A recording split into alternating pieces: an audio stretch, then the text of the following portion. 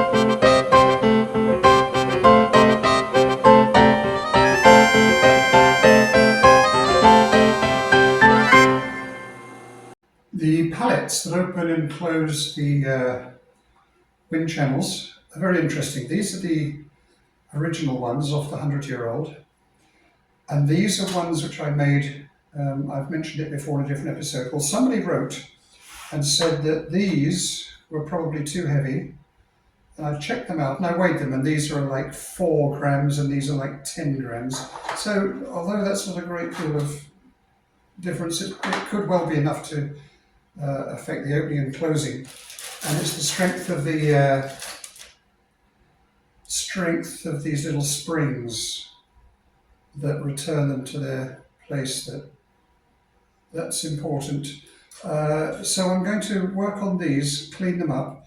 They've still got a lot of old glue and bits of leather on them, so I'm going to tidy them up, and then we'll use the old ones. We'll use the original ones.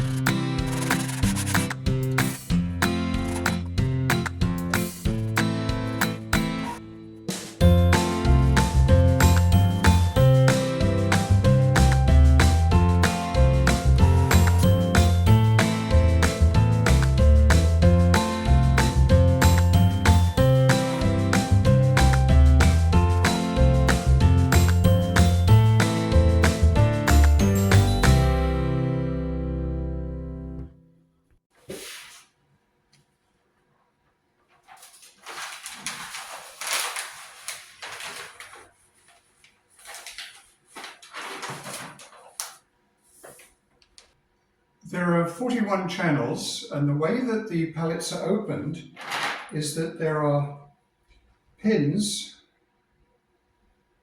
that are pushed down that open up the wind channel.